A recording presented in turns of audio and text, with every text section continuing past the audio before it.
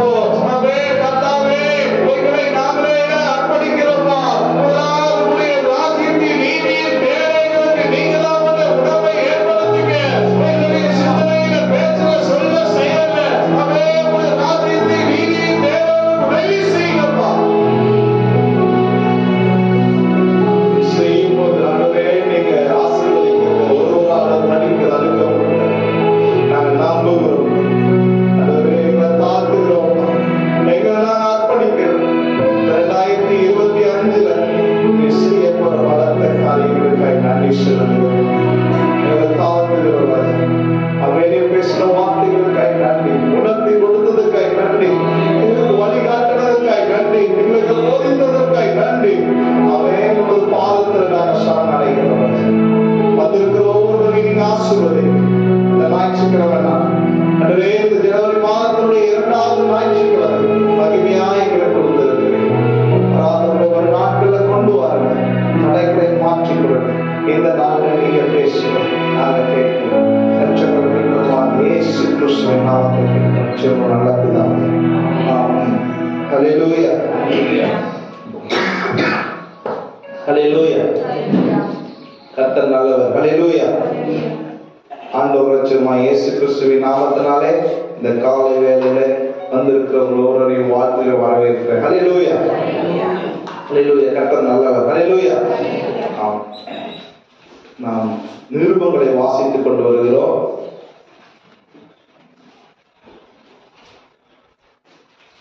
ரெண்டு தெசலோனிக்கேயர்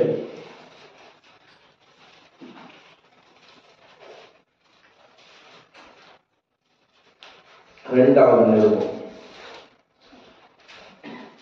2 தெசலோனிக்கேயர் 2வது நிருபம் 284வது பக்கம்.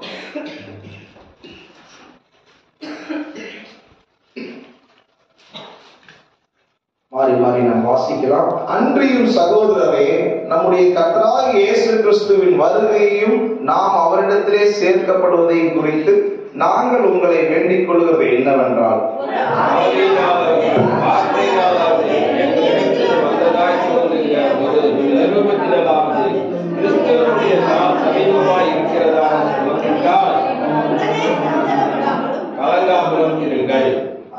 எவ்விதத்தினாலும் ஒருவனும் உங்களை மோசம் போகாதபடிக்கு எச்சரிக்கையாயிருங்கள். ஏனெனில் விசுவாச துரோகம் முந்தி நேரிட்டு கேட்டின் மகனாகிய பாவ மனுஷன் வெளிப்பட்டாலுடைய அந்த நாள் வராது.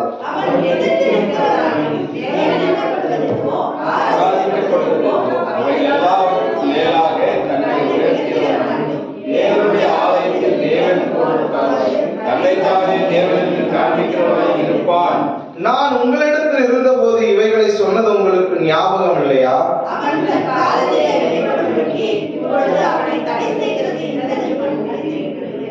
அக்கிரமத்தின் ரகசியம் இப்பொழுதே கிரியை செய்கிறது, ஆனாலும் தடை செய்கிறவன் நடுவிலிருந்து நீக்கப்படும் முன்னே அது வெளிப்படாது.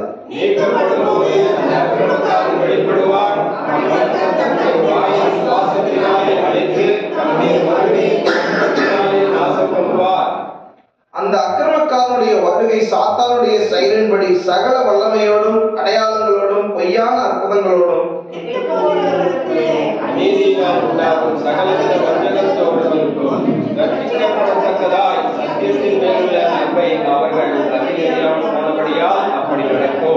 ஆகையால் சத்தியத்தை விசுவாசியாமல் அநீதியில் பிரியப்படுகிற யாவரும் ஆக்கினைக்குள்ளாக்கப்படும்படிக்கு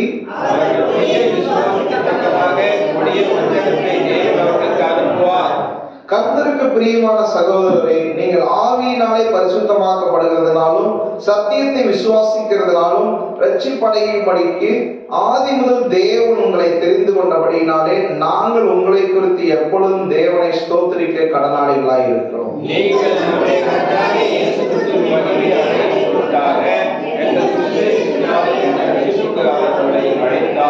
ஆகையால் சகோதரரே, நீங்கள் நிலை கொண்டு வார்த்தையினாலாவது நிருபத்தினாலாவது நாங்கள் உங்களுக்கு உபதேசித்த முறைமைகளை கை கொள்ளுங்கள்.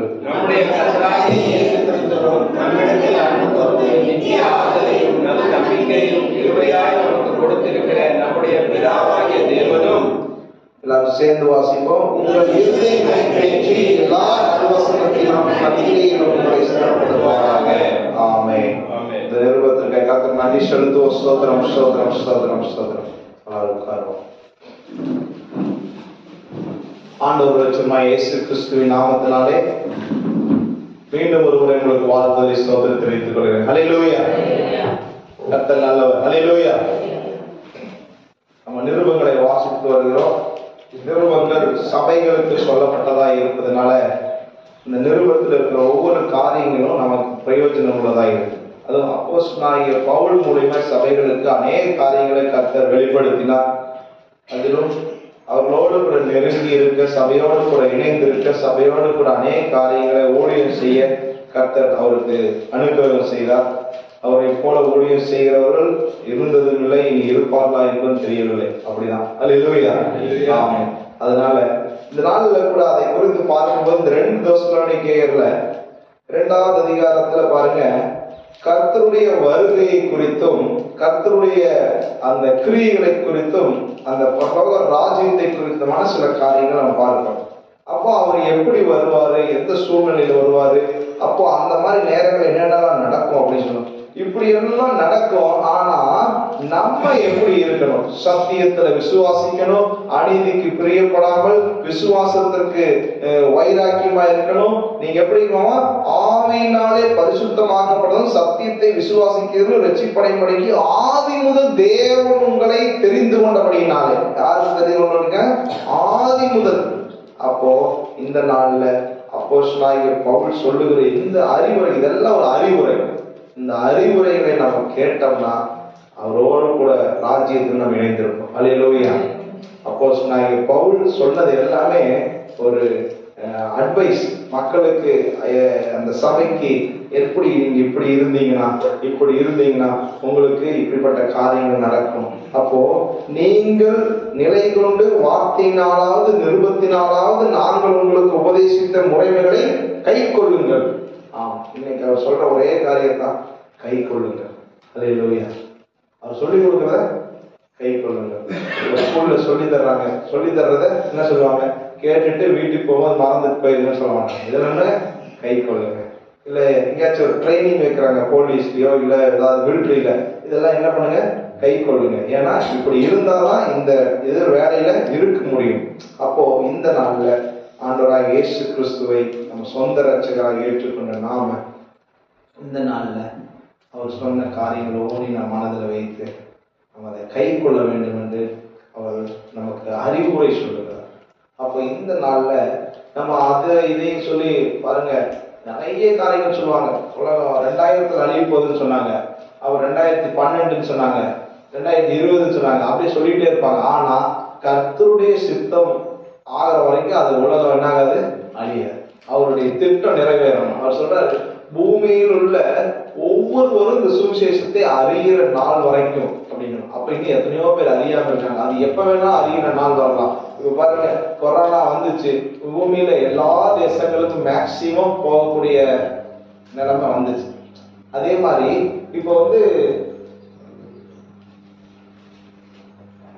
அதே போல இன்னும் ஒரு ஆண்டவர் நினைச்சா அது எல்லா தேசங்களுக்கும் அந்த சுவிசேஷத்தை சீக்கிரத்துல கொண்டு போக முடியும். அது எப்ப நடக்கும் நமக்கு தெரியாது. அது ஒரு நாள்ல நடக்கலாம், ஒரு மாசத்துல நடக்கலாம், வருஷத்துல நடக்கலாம், எத்தனையோ வருஷத்துல நடக்கலாம். அதனால யாராவது சொல்லி அப்படிதான் ஒரு தேசத்துல, அமெரிக்காவிலயோ மெக்சிகோலயோ ஒரு தேசத்துல இந்த நாள்ல ஆண்டவருடைய வருகை வந்துடும், நம்ம எல்லாம் என்ன பண்ணலாம்? போய் ஒரு இடத்துல காத்திருக்கலாம் இருந்து கடைசியில் அவங்கெல்லாம் என்ன பண்ணல, வரல. அதுக்கப்புறம் என்ன பண்ணிட்டாங்க, அவர் சொல்லி அது நடக்கலையே அப்படின்னு சொல்லி எல்லாரும் நம்ம இது பண்ணிடுவாங்கன்னு அவரும் விஷம் குடிச்சு வந்தவங்களுக்கும் விஷம் கொடுத்து எல்லாத்தையும் சாகடிச்சிட்டாரு. இப்படிலாம் நடந்திருக்கு. ஏன்னா அந்த பொய்யான உபதேசம். அதான் இந்த இடத்துல சொல்லும்போது, தன் காலத்திலே வெளிப்படும்படிக்கு இப்பொழுது அவனை தடை செய்கிறது இன்னதென்று அறிந்திருக்கிறீர்களே. அக்கிரமக்காரன் எப்ப வருவான்? ரகசியம் இப்பொழுதே கிரியை செய்து ஆனாலும் தடை செய்யும் நடுவில் நீக்கப்படுவது. அது வெளிப்படாது. எது வெளிப்படாது? நமக்கு ஒண்ணு வெளிப்படாது. கர்த்தர் அதான் சொல்றாரு, பிதா ஒருவரை தவிர அந்த நாளிகையாவது அந்த நேரத்தையாவது யாருக்கும் தெரியாது. அவர் சொல்றாரு, இயேசு கிறிஸ்து சொல்றாரு, எனக்கே தெரியாது, பிதாவுக்கு தான் தெரியும். அதனால இன்னும் நிறைய காரியங்கள் சொல்லுவாங்க, இதான் இது அதான், அதெல்லாம் நம்ம நம்புவதை காட்டும் அவர் எப்ப வந்தாலும் நம்ம பரலோக ராஜ்யத்துக்கு பாத்திரவான்களா இருப்போம். அப்போ இந்த நாள்ல அக்கிரமக்காரனுடைய வருகை சாத்தானுடைய செயல்படி சகல வல்லமையோட அடையாளங்களோடும் பொய்யான அற்புதங்களோடும். எப்படியாமா அக்கிரமக்காரர் சாத்தானுடைய கிரியைகள் எப்படி நடக்குமாமா? பொய்யான அற்புதங்கள், பொய்யான வல்லமைகள். அப்போ பாருங்க, இயேசு கிறிஸ்து அங்க அற்புதம் செய்வாரு, நம்ம ஆண்டவருடைய வல்லமையும் அங்க பெரிதா இருக்கும், இவனும் அற்புதம் செய்வோம். ஆனா அது பொய்யான அற்புதம் எப்ப தெரியும்னா, அது அந்த நேரத்துக்கு இதாகும், மீண்டும் அது செயல்படும். இதுல நம்ம புரிஞ்சுக்கலாம் பாருங்க. ஆனா நம்முடைய ஆண்டவர் நித்தியமாய் நம்மளை வழிநடத்த வல்லவராய் இருக்கிறார். அதனால சில பொய்யான காரியங்களை நம்ம நம்பிடக்கூடாதுன்னு தான் இங்க அவர் சொல்றது. அப்போ இந்த நாள்ல நம்ம தெளிவா இருக்கணும், சத்தியத்தை விசுவாசிக்கணும், சத்தியத்துல உறுதியா இருக்கணும். அவர் சொல்ற ஒரு நேரம்தான், நீங்க கொண்டிருக்கிற இந்த விசுவாசத்துல உறுதியா இருக்கு. இந்த நம்பிக்கைய, இந்த நித்திய ஆறுதலை நம்மிடத்துல கர்த்தர் கொடுத்த இந்த நம்பிக்கையில நீங்க என்ன பண்ணுங்க, நம்பிக்கையாய் வைராக்கியமாய் இருந்து அவர் வரும்போது நம்ம அவரோடு கூட இணைந்திருக்க நீங்க ஆயத்தமாங்க அப்படின்னு சொல்றாரு. அப்போ இந்த நாள்ல அந்த சுவிசேஷத்தை நம்ம தெரிஞ்சது அநேகருக்கு சொல்ல முயற்சி செய்யணும். அது மட்டுமல்ல, அவர் நமக்கு சொன்ன அந்த அன்பு கூர்ந்த அந்த அன்பை நம்மளும் அநேகருக்கு வெளிப்படுத்துறவர்களாக இருக்கணும். கர்த்தர் பெரிய காரியங்களை செய்வார். இந்த நாளில் கூட இந்த வார்த்தைகளை நீங்க வீட்டுக்கு போய் வாசிச்சு பாருங்க. இந்த அப்போஸ்தலனாகிய பவுல் என்ன சொல்லியிருக்கிறார், இதை படிக்கும் போதே நமக்கு புரியும் எப்படி என்ன சொல்லியிருக்காரு. ஒருவேளை புரியாத காரியங்கள் இருக்குன்னா நீங்க இதை கேட்கலாம், இது என்ன சொல்லியிருக்கிறார், இந்த வார்த்தை என்ன சொல்லுது. அது கடைசியா சொல்றாங்க, உங்கள் இருதயங்களை தேற்றி எல்லா நல்வசனத்தினாலும் நற்கிரியினாலும் உங்களை ஸ்திரப்படுத்துவாராக. என்ன பண்ணுவாராமா, இருதயங்களை தேற்றுவாராக, எல்லா நல் வசனத்தினாலும் நற்கிரியினாலும் உங்களை ஸ்திரப்படுத்துவாராக. அதாவது நம்மளை வாழ்த்துறது மட்டும் நமக்காக ஜெபிக்கிறாரு. அது மாதிரிதான் இன்னைக்கும் ஆண்டவர் நமக்காக பரிந்து பேசுகிறார், நமக்காக விண்ணப்பம் செய்து கொண்டிருக்கிறார். அல்லேலூயா. நமக்காக பெருமூச்சோடு நமக்காக அவர் செய்யற விண்ணப்பங்கள் தான் இன்னைக்கும் நம்ம ஜீவனோடு இருக்கிறோம். அல்லேலூயா. அதனால அந்த ஆண்டவருக்கு நம்ம நன்றி செலுத்தணும்னா இந்த நாள் அவர் சொல்ற அந்த வார்த்தைகளை நம்ம நம்பி அதை கேட்டு செயல்பட்டோம்னா கர்த்தருக்குள்ள நிலைச்சிருந்து அவர் வருகையில நாமளும் பங்குள்ளவர்களாக இருக்க உதவி செய்வார். கர்த்தர் இந்த வார்த்தையை ஆசீர்வதிப்பார். சாட்சியின் நேரம்.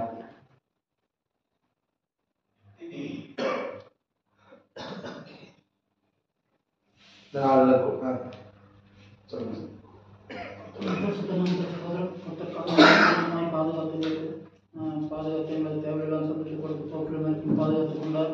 தேவையெல்லாம் சந்தித்து கொடுத்து அன்ன சுகத்தையும் பலத்தையும் கொடுத்து தேவனுக்கு கூடான படி சோதனை கை சேர்த்து ஒருவருக்கு மனமான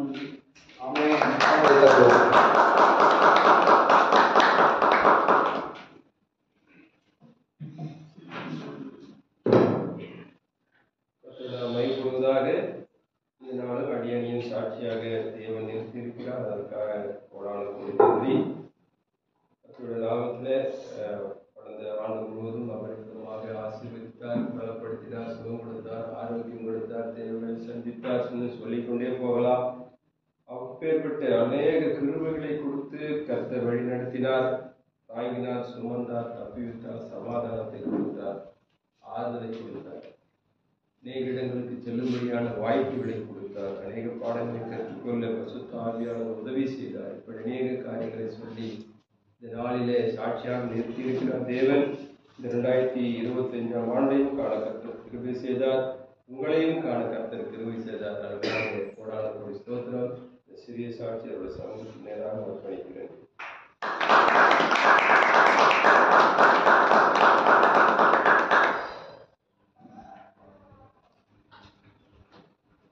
இந்த நாளில் ஒரு சாட்சியாக நன்றி செலுத்துகிறேன்.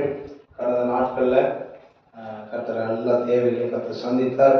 இந்த வாரத்துல அநேக காரியங்களை கர்த்தர் துணையாக இருந்து வழிநடத்தி பாதுகாத்து பலப்படுத்தினார். அது மட்டுமல்ல, இந்த வாரத்துல அம்மாவுக்கு அந்த பலவீனங்கள் இருந்து அது கர்த்தர் அதுக்காக செவித்து கர்த்தர் எல்லா பலவீனங்களையும் மாற்றி நல்ல ஒரு மாற்றத்துக்கு கொண்டு வந்து அதற்கு கர்த்தருக்கு நன்றி செலுத்துகிறேன். அது மட்டுமல்ல, தொடர்ந்து எல்லா காரியங்களையும் கர்த்தருக்கு நேராக வைத்திருக்கிறோம். இன்னும் இந்த வருடத்துல கர்த்தருடைய திட்டம் நிறைவேறும்படியாக செபித்துக் கொண்டிருக்கிறோம். அதற்காக செபித்துக் கொள்ளுங்க. எங்களுக்காக செபிக்கிறேன், குடும்பத்துக்காக செபிக்கிறேன், இந்த ஊழியத்துக்காக செபிக்கிறவங்க அனைவருக்காக நாங்களும் செபிக்கிறோம். தொடர்ந்து ஜெபிங்க. இதனால சாட்சி தேவனுக்கு நன்றி செலுத்துகிறேன். சாட்சி வசனம் சொல்லுங்க.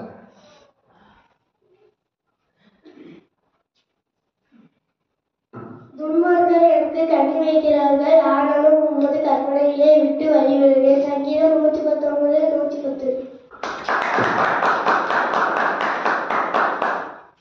பூமியின் துன்மார்க்கரை யாவரும் நீ அகற்றுகளில் கழுவை போல் அகற்றுகளில் பயப்படேன். சங்கீதம் 119:119.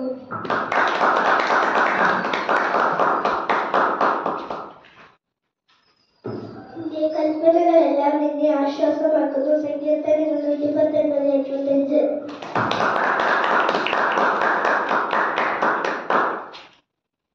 നിന്റെ കടങ്ങളെ വിട്ടുപോകുന്ന അവരെ നിന്നെ നിരാശിക്കുന്നു. സംഗീതം 119:100.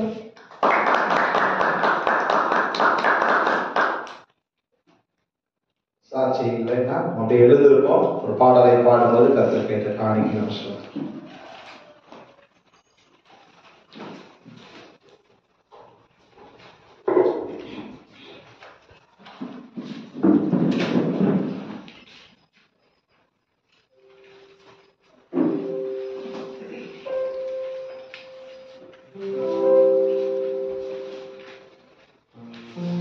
என்னை விட்டு கொடுக்காதவர், என்னை நடத்துகின்றவர், என்னை பாதுகாப்பவர் என் நேசரே. என்னை விட்டு கொடுக்காதவர், என்னை நடத்துகின்றவர், என்னை பாதுகாப்பவர் என் நேசரே. நான் வழி மாறும் போது என் பாதை காட்டினேன். என்னால் முடியாத போது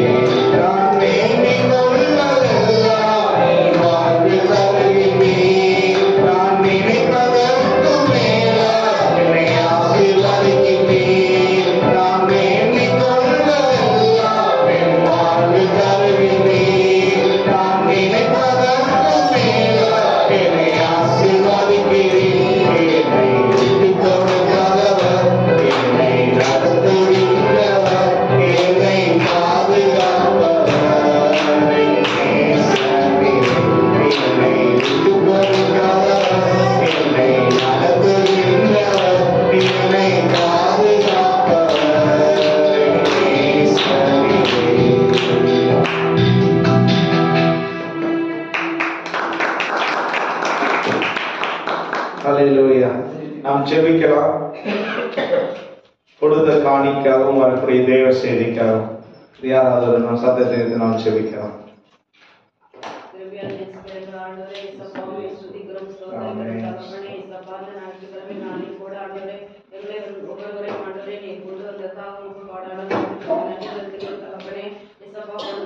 கரங்களை மாண்டவரையும் கரத்தில் கொடுக்கிறோம் தகப்பனே. ஏசப்பா அவர்களுக்கு ஆண்டவரே ஏசப்பா பல மடங்கு ஆசீர்வாதத்தை கொடுத்து ஆண்டவரே அப்படி வானத்தில் பல கனிகளை திறந்து இடங்கொள்ளாமல் போக மட்டும் கர்த்தர் ஆசீர்வதிக்கும்படி ஏசப்பா ஜெபிக்கிறோம் தகப்பனே. ஏசப்பா செய்தி கொடுக்கிறதான தாசனை ஆண்டவரையும் கரத்தில் கொடுக்கிறோம் தகப்பனே.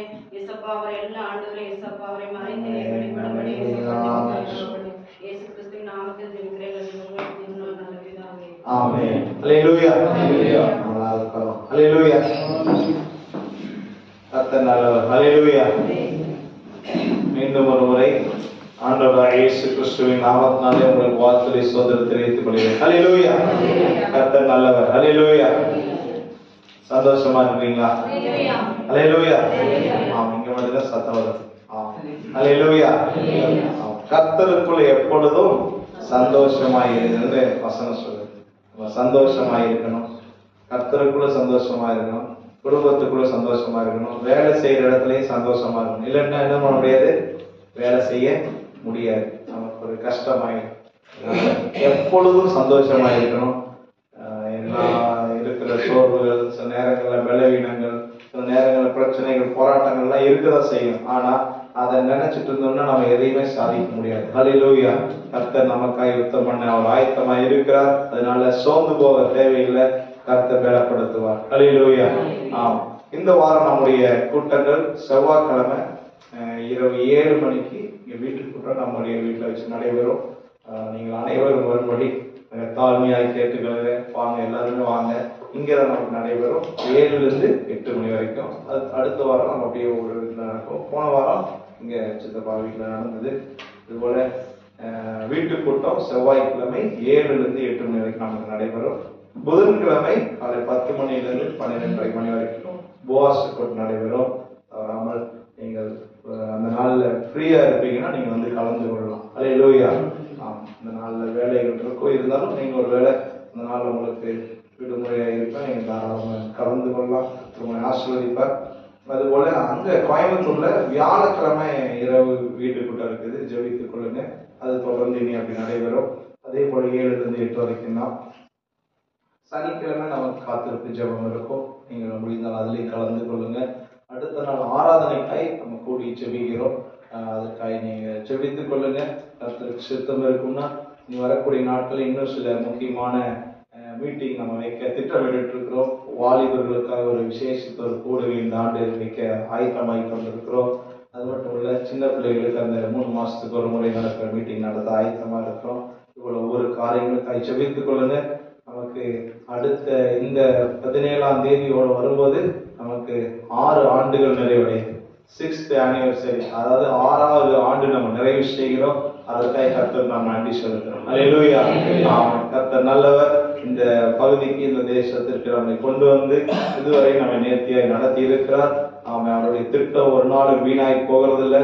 அதே போல இந்த 6 ஆண்டுகள் கர்த்தர் நம்ம எல்லா காரியங்களும் நம்ம நடத்தி சென்றிருக்கிறார். இடையில கொரோனா காலங்களில் நிறைய காரியங்கள் இருந்தது, எல்லாவற்றிலும் பாதுகாத்து பலப்படுத்தி நாம நிலைத்திருக்கிறார். தொடர்ந்து ஜெபிப்போம். நம்ம அது விசேஷித்த கூடுகையாய் வைக்கலினாலும் நம்ம அந்த நாள்ல நன்றி செலுத்தி, நம்ம ஞாயிற்றுக்கிழமை நம்ம ஆண்டவருக்கு நன்றி செலுத்துற ஒரு கூடுகையாய் நம்ம ஞாயிற்றுக்கிழமை நாள் இடநாளா வருகிறதுனால நம்ம அது வீட்டில் நம்ம ஞாயிற்றுக்கிழமையை வைத்துக் கொள்ளலாம்.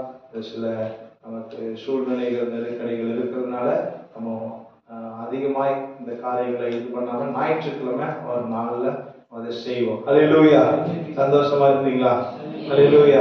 கர்த்தர் நல்லவர். இது போல ஜெபித்துக் கொள்ளுங்க. இந்த ஆண்டு கர்த்தர் நம்மை கொண்டு செய்ய வேண்டியதை செய்யணும். ஹல்லேலூயா. ஆரம்பத்திலேயே ஜெபிக்கணும், இந்த ஆண்டு என்னை கொண்டு என்ன செய்யணுமோ அதை செய்யணும் அப்படின்னு சொல்லி. இந்த நாளில் நம்ம செய்திக்கு நிறைய கடந்து செல்வோம். இந்த நாளில் கூட நம்ம மத்தியில பாஸ்டர் ஜான்சன் ஐயா வந்திருக்கிறாங்க. அவரு அநேக இடங்களுக்கு இப்ப வெளியில ஊழியத்துக்கு போறாரு. நமக்கு ரொம்ப நாளுக்கு அப்புறம் தான் வர்றாரு. ஆமா, இந்த நாள்ல வந்திருப்பது ரொம்ப சந்தோஷம். ஹல்லேலூயா. கர்த்தர் நல்லவர். நம்ம ஊழியக்காரர்களை வெளியில கர்த்தர் பயன்படுத்தினா நமக்கு ரொம்ப சந்தோஷம். ஹல்லேலூயா.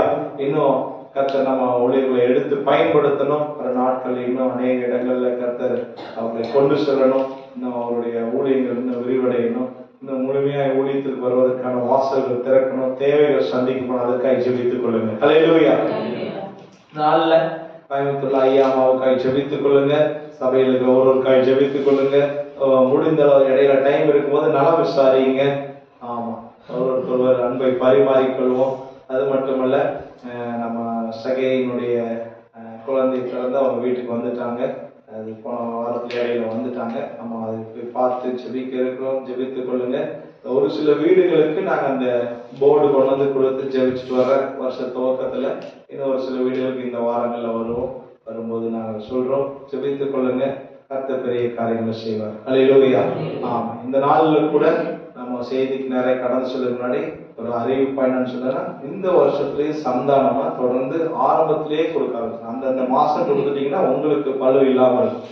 இந்த சந்தா தொகை ஆரம்பத்திலேயே ஒவ்வொரு மாதம் கொடுத்துட்டோம்னா அது அந்த 100 ரூபாயிலேயே அது நமக்கு முடிந்துடும். இந்த சந்தா தொகையோ நமக்கு மற்ற காரியங்கள் எல்லாற்றிலும் நம்ம உறுதியா இருக்கணும். அப்ப கர்த்தருக்கு உரியதை கர்த்தருக்கு செலுத்தணும். கர்த்தருக்கு உரியதுங்கும் போது நம்ம தசம காரியங்கள், காரியங்கள் அதெல்லாம் வந்து நம்ம கர்த்தருக்குரியது. நான் ஒரு சில நேரங்கள்ல கொடுக்காம விட்டுடுவீங்க, எனக்கு அப்படியே உணர்த்திட்டு இருக்கேன், எனக்கு கர்த்தர் கொடுக்கலையே அப்படின்னு சொல்லி. அப்போ இதனால இது யாரும் கட்டாயப்படுத்த மாட்டாங்க. அல்லேலூயா. யாரும் தசமா கொடுத்தாதான் உள்ள விடுவேன், வெளியே போ அப்படின்னு யாரும் கட்டாயப்படுத்தும். ஆனா உங்களுக்குரியது கர்த்தருக்குரியது அப்படின்னு உங்களுக்கு தெரியும். அல்லேலூயா. அப்போ நம்ம வந்து கர்த்தருக்குரியதை கர்த்தருக்கு செலுத்தணும், நமக்குரியது கர்த்தர் தருவார். அல்லேலூயா. அதனால இந்த காரியங்களை எல்லாம் நீங்க தான் புரிஞ்சு ஒரு நாட்கள்ல கர்த்தருக்கு நம்ம உண்மையா இருக்கணும். அவ்வளவுதான், மனுஷனுக்கு உண்மையா இருக்க வேண்டாம். அல்லேலூயா. அது இருந்தோம்னா நம்முடைய வாழ்க்கையில் ஆசீர்வதிக்கப்படுவோம். கர்த்தர் இந்த நாள்ல ஒரு நாட்கள்ல நம்ம நிறைய காரியங்கள் நம்ம இணைந்து செய்வோம். கர்த்தர் பெரிய காரியங்களை செய்வோம். நம்ம கரங்களை தட்டி வரவேற்போம். வார்த்தை நம்மளோட பேச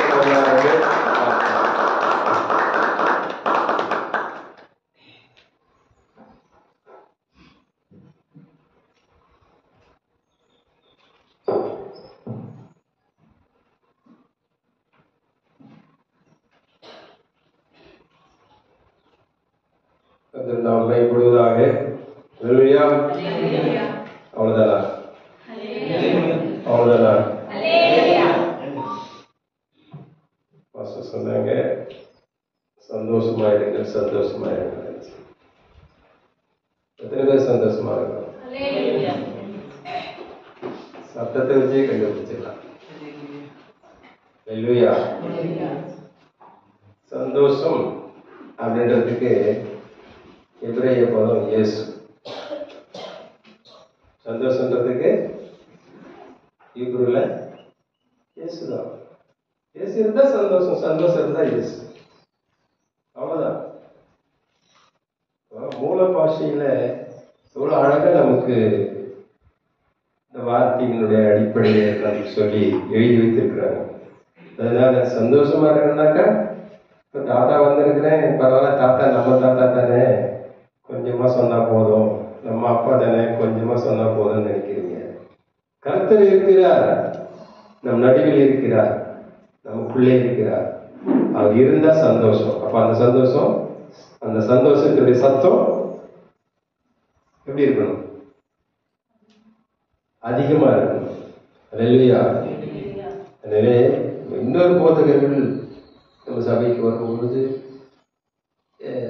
இந்த சபையினுடைய போதகராக இருக்கிற ஜோவிமல் எப்படி இந்த பிள்ளைகளை நடத்தி இருக்கிறார் பாரு அப்படின்ற ஒரு அந்த கண்ணோட்டத்தை அவர்களுக்கு நாம் காண்பிக்க வேண்டும்.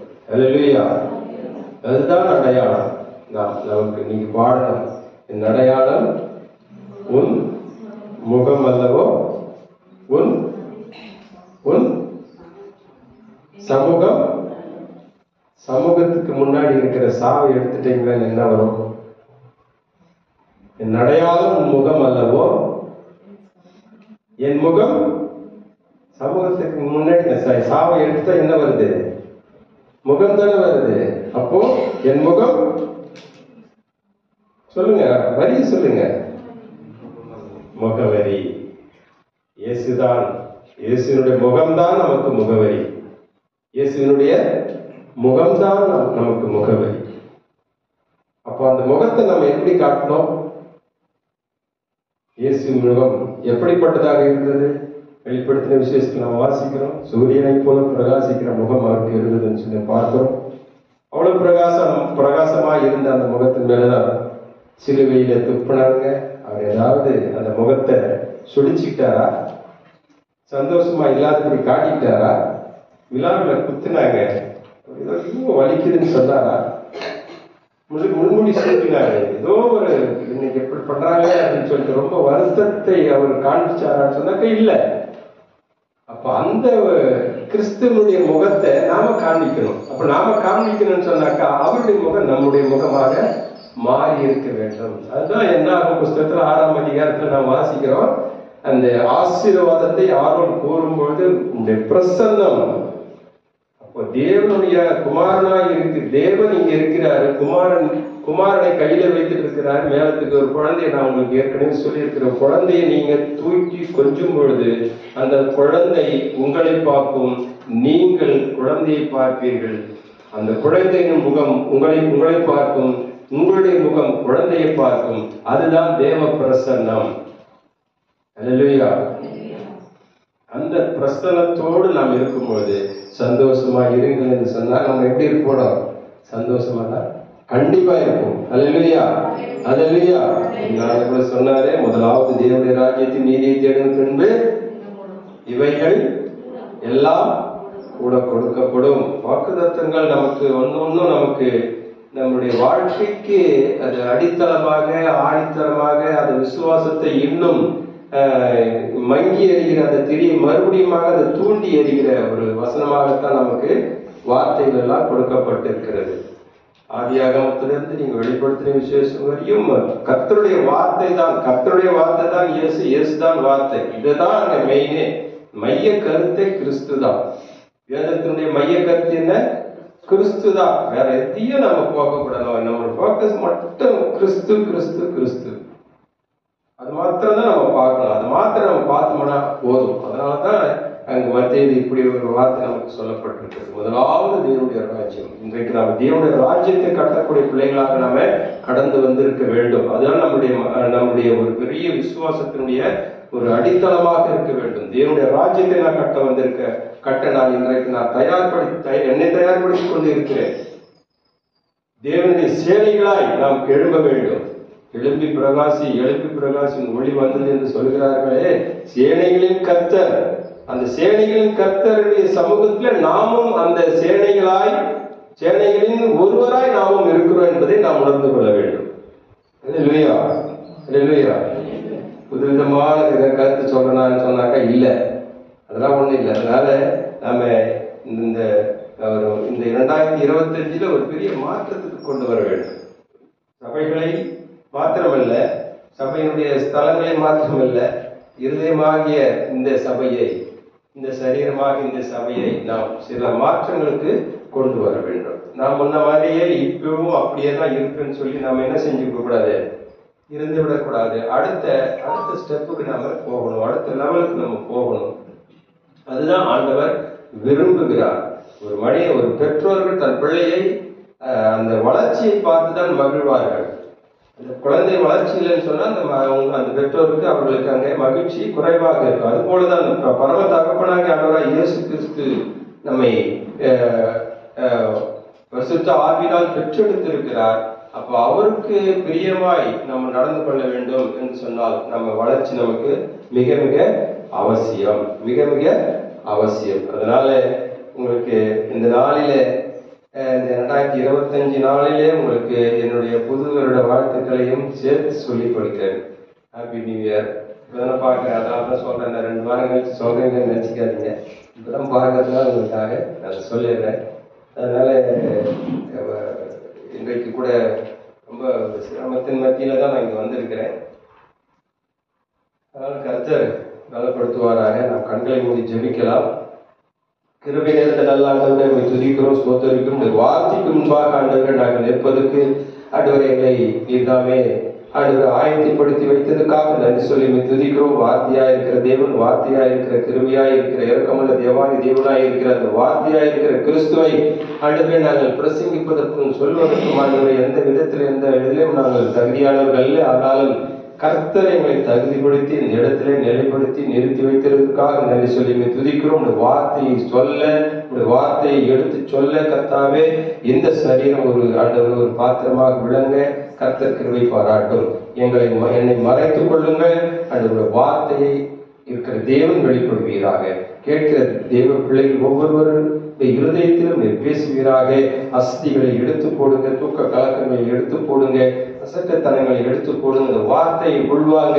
கர்த்தர் கிருபை செய்வீராக.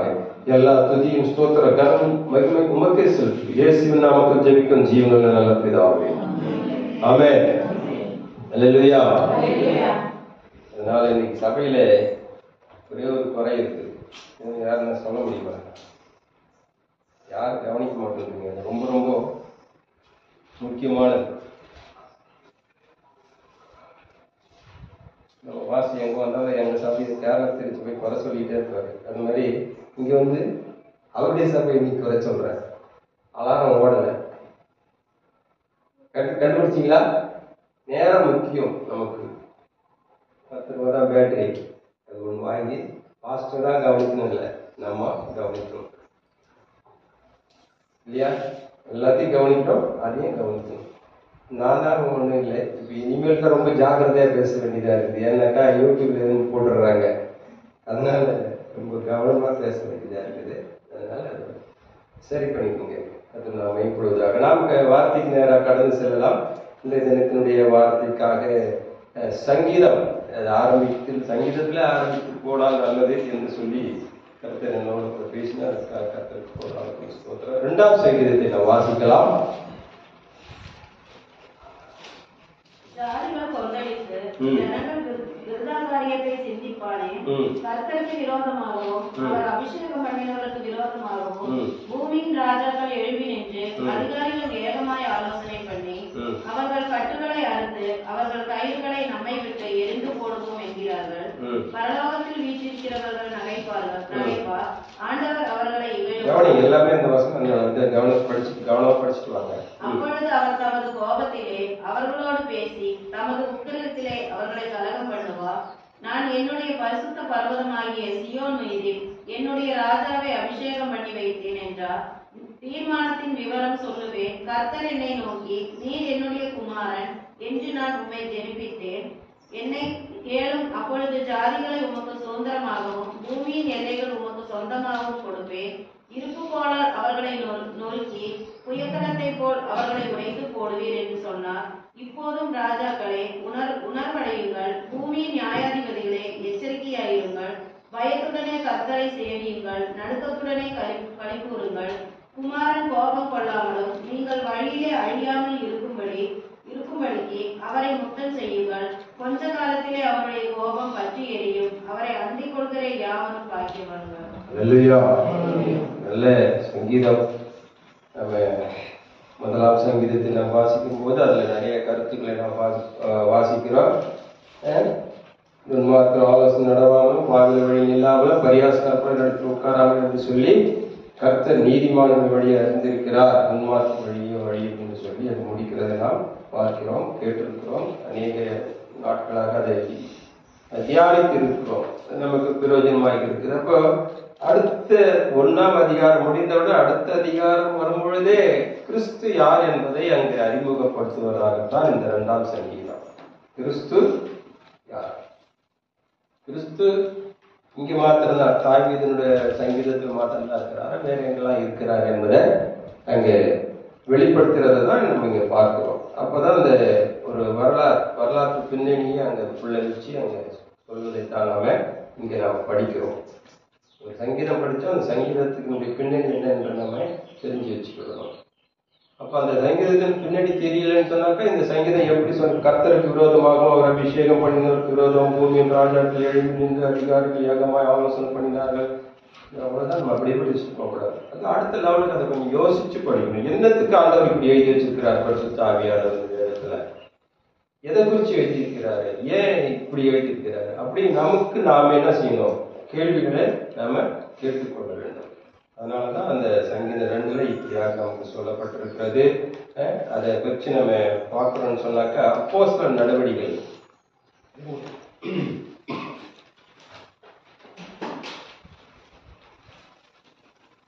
அப்போஸ்தலர் நடவடிக்கைகள் 4ஆம் அதிகாரம்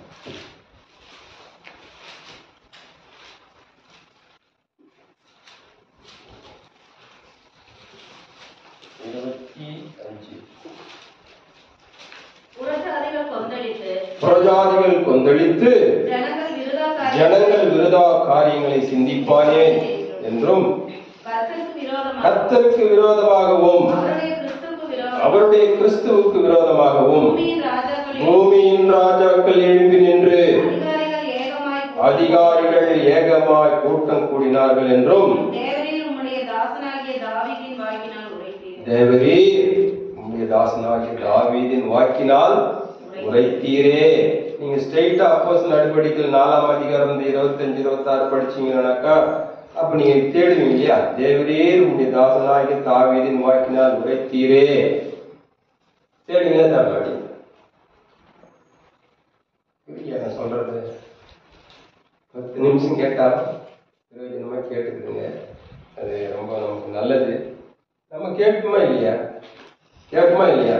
எங்க இருக்குது இது? இப்படி ஒரு தாவீதுன்னு வாக்கினால் எனக்கு தாவீது தேடணும் இல்லையா? தாவீது புஸ்தகத்துல தேடிதான் நான் கண்டுபிடிச்சுங்களான்னு கொண்டு வந்து நிறுத்திருக்கிறேன் 2ஆம் சங்கீதத்துல. இனியாவது கேட்டாக்கா நீங்க யார் கேட்டாலும் தைரியமா சொல்லுங்க, ஒன்றும் தப்பே கிடையாது. அதுதான் உண்மை. 2ஆம் சங்கீதத்துல இதை பற்றி சொல்றார். கர்த்தருக்கு விரோதமாகவும் அவர் அபிஷேகம் பண்ணினருக்கு விரோதமும் பூமியின் ராஜாக்கள் எழுப்பி நின்றார்கள். அதைத்தான் அப்போஸ்தலர் பவுல் என்ன செய்யறாரு? எடுத்து சொல்றதை நாம இங்க கேட்கிறோம். அல்லேலூயா, அல்லேலூயா, அல்லேலூயா. கர்த்தர் நாம கொடுத்தாங்க. இங்க பாருங்க 4ஆம் அதிகாரம் 1ஆம் வாசிங்க. அவர்கள் ஜனங்களுடனே பேசிக் கொண்டிருக்கையில் ஆசாரியர்களும் தேவாலயத்து சேனை தலைவனும் சதுசேயரும் அவர்களிடத்தில் வந்து அவர்கள் ஜனங்களுக்கு உபதேசிக்கிறதினாலும் இயேசுவை முன்னிட்டு மரித்தோரில் இருந்து உயிர்த்தெழுதலை பிரசங்கிக்கிறதினாலும் சினங்கொண்டு. அதாவது இங்க இந்த 4ஆம் அதிகாரம் 1ஆம் வசனத்திலே இங்க யார் யார் அங்க இருக்கிறாங்க? ஆசாரியர்கள், தேவாலயத்து சேனை தலைவர், சதுசேயர். இவங்களெல்லாம் ஒன்னா கூடியிருக்காங்க. இவங்க சாதாரண நபர்களா?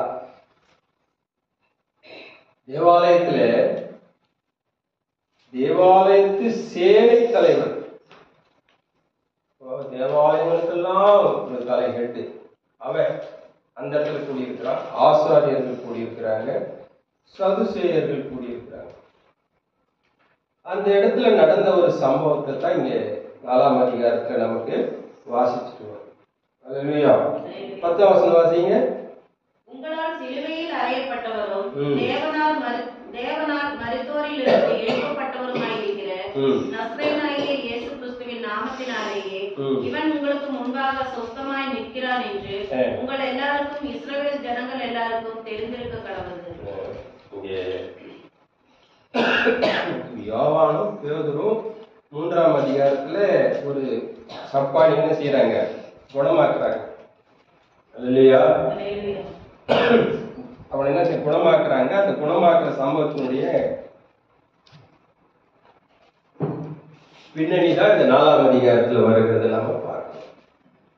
அப்போ அவங்க கேட்கிறாங்க, நீங்க எதை உங்களால் சிலுவையில் அறையப்பட்ட தேவனால் மரித்தோரிலிருந்து எழுப்பப்பட்டவருமாய் நசரேயனாகிய இயேசு கிறிஸ்துவின் நாமத்தினாலே இவன் உங்களுக்கு முன்பாக சொஸ்தமாய் நிற்கிறான் என்று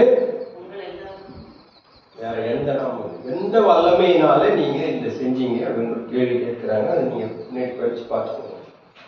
எந்த வல்லமையினால? அவங்க என்ன சொல்றாங்க? பொதுவா வல்லமை என்பது குறைவா அதிகமா? வல்லமைன்னு சொன்னாலே குறைவும் கிடையாது, நிறைவுதான், குறைவே கிடையாது.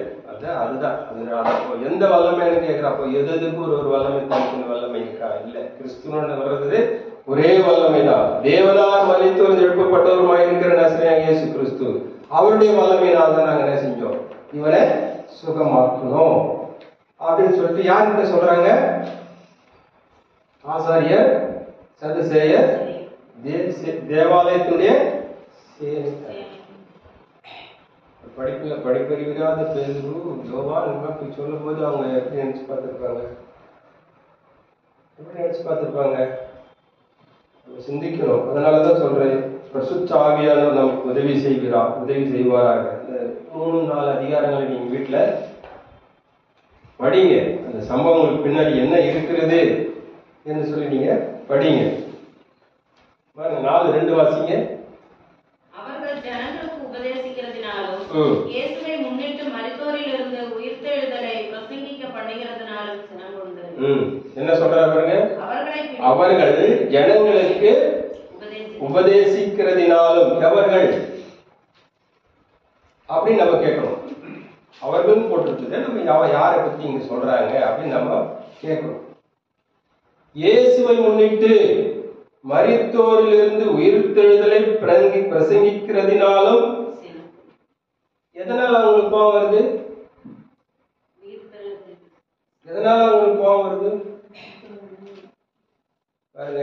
உங்களுக்கு பிரசங்கம் எல்லாமே பண்ணிடுவாங்க, போதிக்கிறது எல்லாமே போதிக்க மாட்டாங்க. போதிக்கிறதுக்கு. அதனால தான் 5 விதமான ஊழியத்தை ஆண்டவர் சபையில் வச்சார்.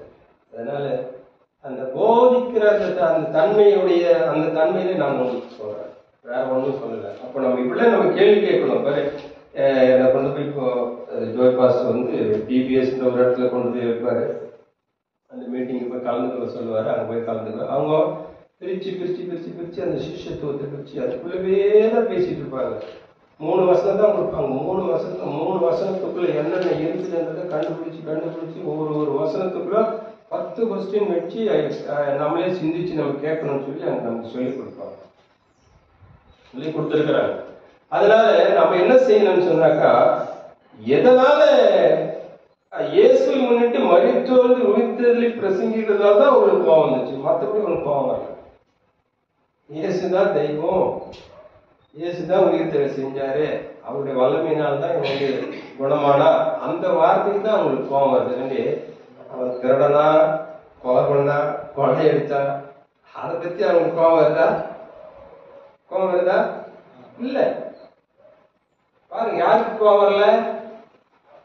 சதுசேயர், ஆசாரியர், தேவாலயத்து சேனை தலைவர், இதுக்கெல்லாம் கோபம் எதுக்கு வருதுன்னு சொன்னாக்கா, இயேசு கிறிஸ்து சொன்னதான் கோபம் வருது. கண்டி திருடா கோபம் வரல, கொலை பண்ணா கோபம் வரல, திட்டனா கோபம் வரல. அவங்களுக்கு சதுசேயருடைய நிலைமை அந்த தேவாலயத்துல இந்த எப்படி இருந்திருக்கிறது, நம்ம அதை சிந்திக்கணும். அல்லேலூயா. அதனால 3ஆம் வசனம், அவர்களை பிடித்து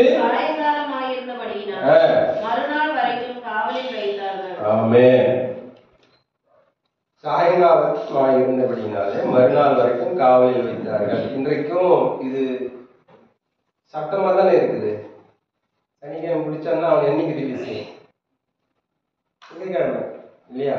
2 நாள் உள்ளதான் வச்சிருப்பாங்க இல்லையா பிரதர்? இது எங்கிருந்து கத்துக்கிட்டாங்க இந்த சட்டத்தை?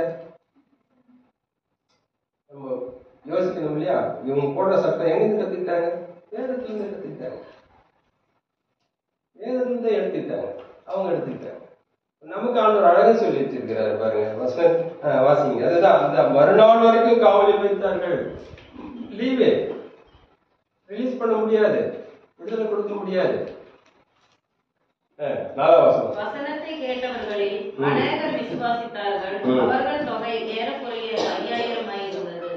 மறுநாளிலே ஜனங்களுடைய அதிகாரிகளும் மூப்பரும் வேத பாரகரும் பிரதான ஆசாரியனாகிய அன்னாவும் காய்பாவும் யோவானும் அலெக்சந்தரும் பிரதான ஆசாரியருடைய குடும்பத்தார் யாவரும் எருசலேமிலே கூட்டம் கூடி நல்லா கூடி வராங்க. இப்ப நான் இதை சொல்லும் போது நீங்க உங்க மனசுல ஒரு தேவாலயத்திலே ஆசிரியர்கள் இருக்கிறதாயும், தேவாலயத்தில் சேனை தலைவன் இருக்கிறதாயும், சதுசேயர்கள் இருக்கிறதாயும், அங்கே ஒரு நடுவிலே வந்து இவர்கள் 2 பேரையும் நிறுத்தி வைத்திருக்கிறதாயும் நீங்க மனதில் கற்பனை பண்ணி பார்த்தாதான் இது இந்த சம்பவம் உங்களுக்கு புரியும்.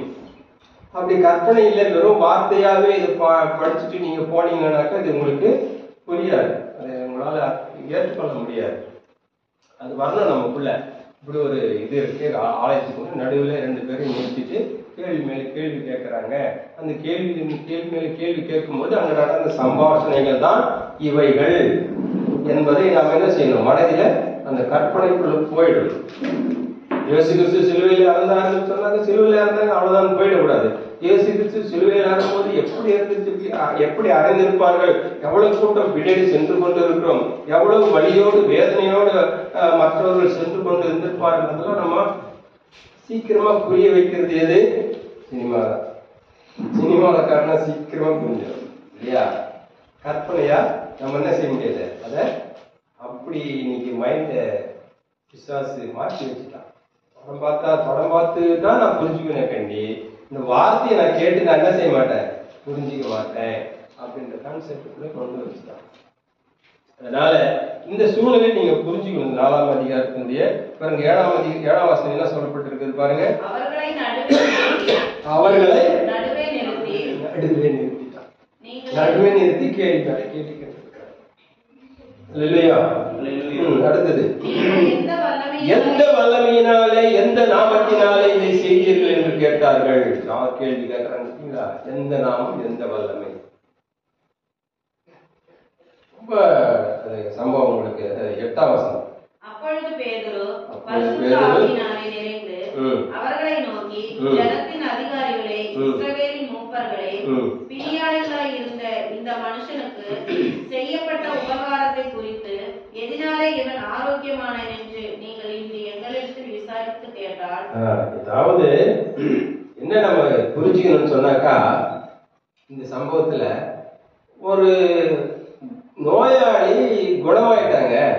குணமான நோயாளிய நடுவுல நிறுத்தி எப்படி உனக்கு குணமாச்சு, எந்த வல்லமையினால குணமாச்சு, எந்த நாமத்தினால குணமாச்சு இப்படி கேள்வி கேட்கறது நல்லதா? குணமாயிட்டியாப்பா, சரி ஓகே நீ போ, நல்லது. நீ முதல்ல அப்படி இருந்த, இன்னைக்கு நல்லா ஆயிட்ட, சரி ஓகே இனியாவது நல்லா நடந்துக்குன்னு சொல்றது சரியா? அப்ப அந்த சதுசேயர்கள் கேட்கிற கேள்வி பார்த்தீங்களா? ஒரு குணமானவனை நடுவேல நிறுத்தி அவனை இந்த கேள்வி கேட்டுட்டு இருக்கிறாங்க. கொஞ்சம் நீங்க நினைச்சு பாருங்க, அந்த கதை கொஞ்சம் கற்பனை பண்ணி பாருங்க. நோயாளி அவனை கொண்டு வீட்டுல நிறுத்தி வச்சுட்டு கூட்டம் கூடி எப்படிடா அவன் குணமாச்சுன்னு சொல்லி கேட்டாக்க அவங்களுக்கு எப்படி இருக்கும்? அதுதான் சொல்றாரு அவர். வினியாளியா இருந்த இந்த மனுஷனுக்கு செய்யப்பட்ட உபகாரத்தை குறித்து எதனாலே இவன் ஆரோக்கியமானார் என்று நீங்கள் இன்று எங்களிடத்துல கேள்வி மேல கேள்வி கேட்டு எங்களை விசாரிக்கிறீர்களே, அதை நான் சொல்றேன் பாருங்க உங்களுக்கு அப்படின்னு சொல்லிட்டு தான் இங்க சொல்ல வர்றாரு 10ஆம் வசனத்துல. உங்களால் சிலுவையில் அறையப்பட்டவரும் இயேசு கிறிஸ்து மரித்துட்டாருங்க. இந்த சம்பவத்துக்கு முன்னாடி இயேசு கிறிஸ்து மரிச்சிட்டாரு. அந்த மரிச்ச சம்பவத்தை இவங்க சொல்றாங்க, நினைவுபடுத்துறாங்க.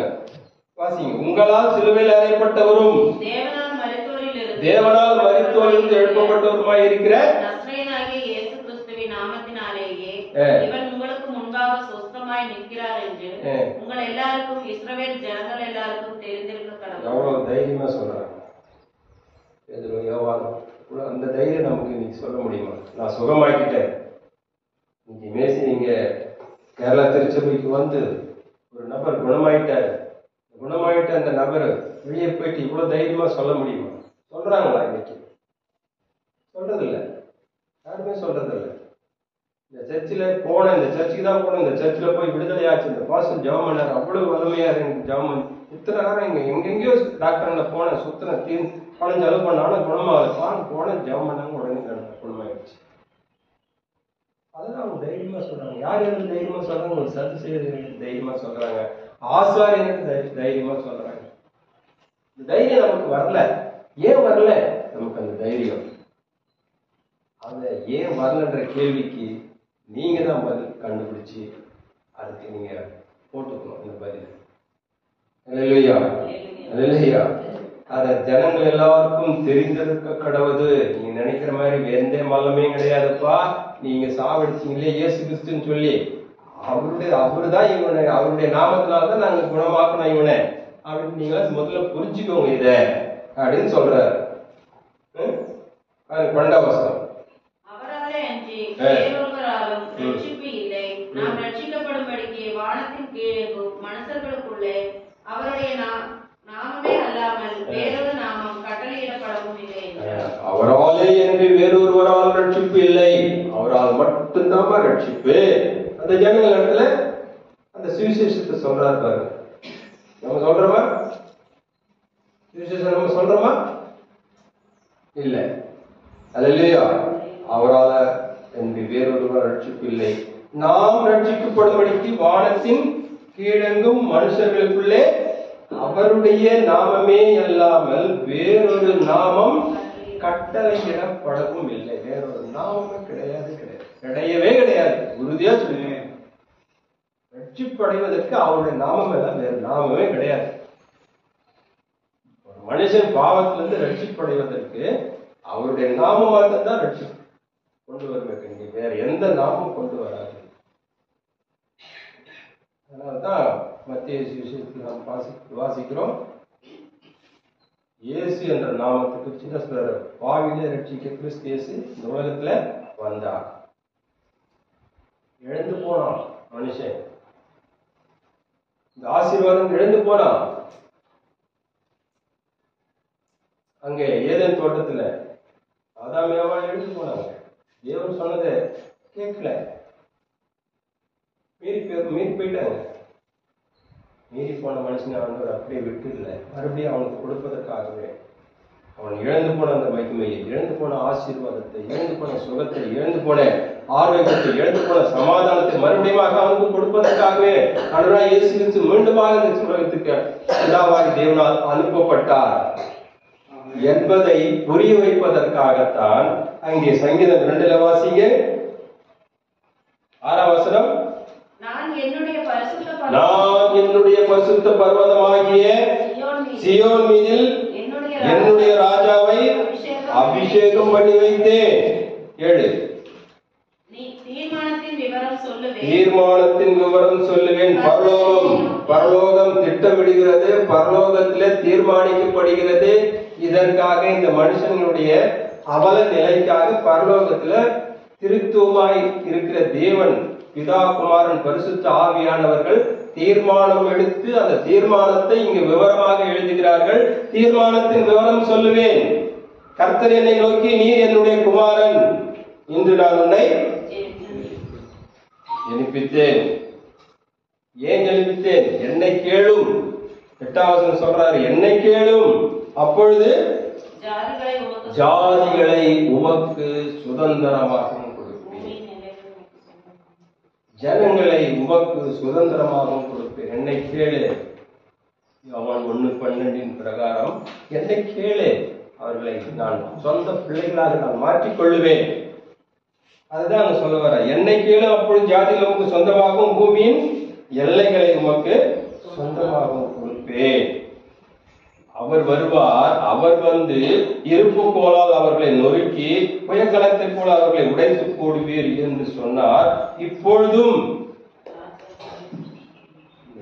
பாஸ்டர் சொன்னாங்க இல்லையா கொஞ்ச நேரத்துக்கு முன்னாடி, உணர்வடையுங்கள் ராஜாக்களே, உணர்வடையுங்கள், பூமியின் நியாயாதிபதிகளை எச்சரிக்கை ஆயிருங்கள். குமாரன் உங்களுக்காக கொடுக்கப்பட்டிருக்கிறார். அந்த கொடுக்கப்பட்ட அந்த குமாரனை பரலோகத்திலே நாங்கள் தீர்மானம் எடுத்து அவரை இந்த உலகத்துக்கு நாங்கள் அனுப்புகிறோம். எதற்காக அனுப்புகிறோம்? பாவத்திலே இருந்து மீள முடியாத இருக்கிற ஜனங்களை மீட்கும் பொருளாக கிறிஸ்துவை நாங்கள் இந்த உலகத்துக்கு அனுப்பியிருக்கிறோம். அந்த அனுப்பியிருக்கிற தீர்மானம் தான் நாங்கள் பரலோகத்தில் எடுத்த தீர்மானம், இங்க எடுத்த தீர்மானம் அல்ல, பரலோகத்தில் நாங்கள் எடுத்த தீர்மானம். அந்த தீர்மானத்தின்படி கிறிஸ்து இந்த உலகத்தில் வந்து பிறந்திருக்கிறார். அததான் இங்க வந்து சொல்றாரு.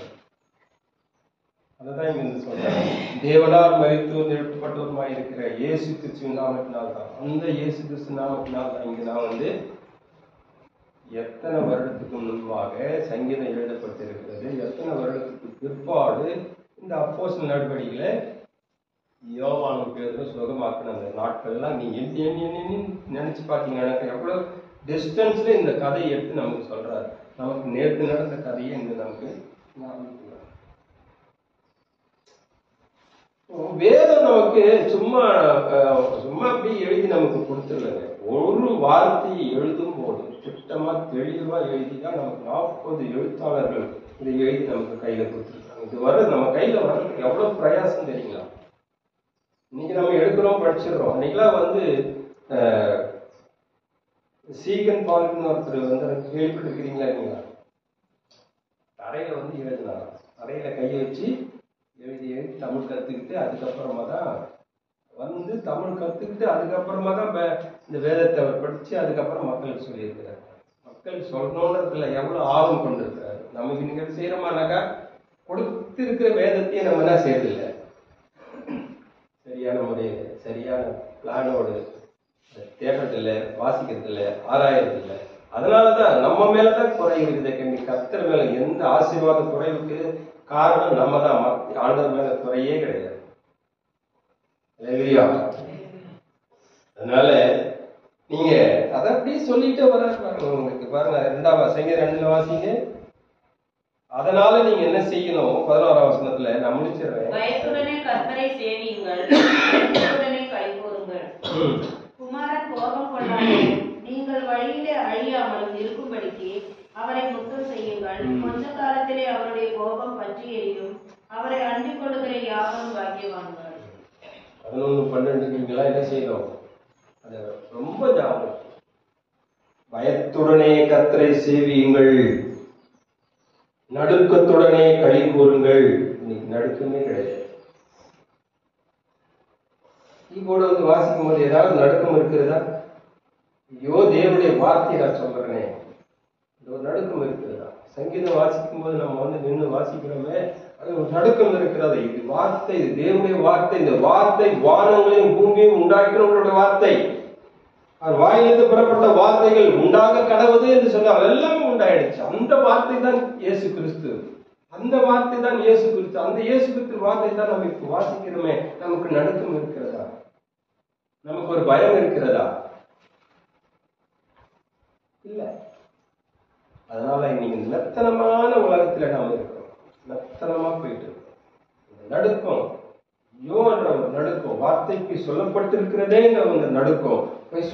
பொய் சொல்லும் பொழுது, திருடும் பொழுது, பிறரை அவமானப்படுத்தும் பொழுது, பிறரை கேவலமாக பேசும் பொழுது, ஐயோ கிறிஸ்து எனக்குள்ள இருக்கிறாரே, கிறிஸ்துவின் வார்த்தையா இருக்கிறேனே, நானு கிறிஸ்துவின் முகமாவே நான் இருக்கிறேனே, என்னோட முகத்திலிருந்து, என்னுடைய இருதயத்திலிருந்து இந்த வார்த்தை வெளியே வரலாமா?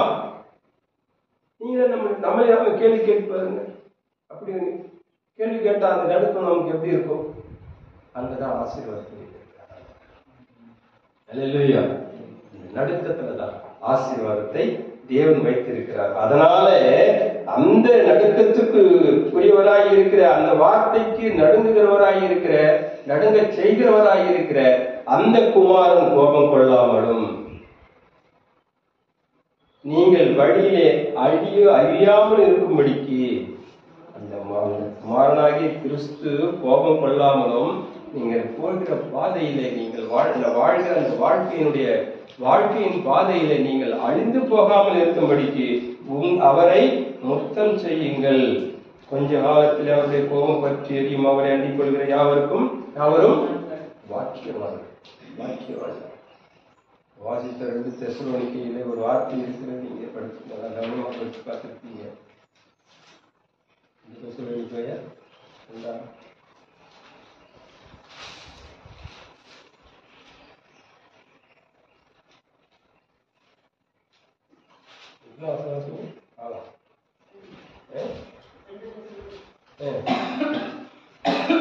அதிகாரம் வாசிச்சீங்க. 2ஆம் அதிகாரம் வாசி பாருங்க. 8ஆம் வசனம். நீக்கப்படும் போது அந்த அக்கிரமக்காரன் வெளிப்படுவான், அவனை கர்த்தர் தம்முடைய வாயின் சுவாசத்தினாலே அழித்து தம்முடைய வருகையின் பிரசன்னத்தினாலே வாசம் பண்ணுவார்.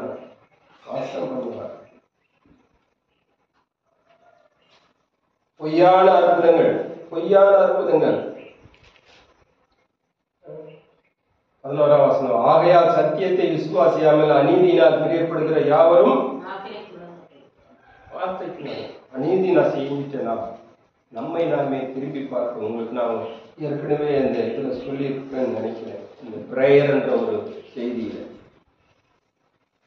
பிரேயர் பண்ணிட்டு ஒருத்தருக்காக பிரேயர் பண்ணிட்டு அந்த பிரேயர் வந்து சரியா இருக்குதா, நான் சரியா பண்ணியிருக்கிறேன்னா, ஏதாவது உழைய வச்சிருக்கிறேன்னா நினைச்சு பார்க்கணும். ஒரு வியாதிஸ்தன் வந்திருக்கிறான்னு சொன்னா அவனுக்காக நான் ஜெபம் பண்ணும்போது நம்ம கரெக்டா தான் ஜெபம் பண்ணிருக்கிறோமா ஆண்டவர்கிட்ட கேட்கணும்.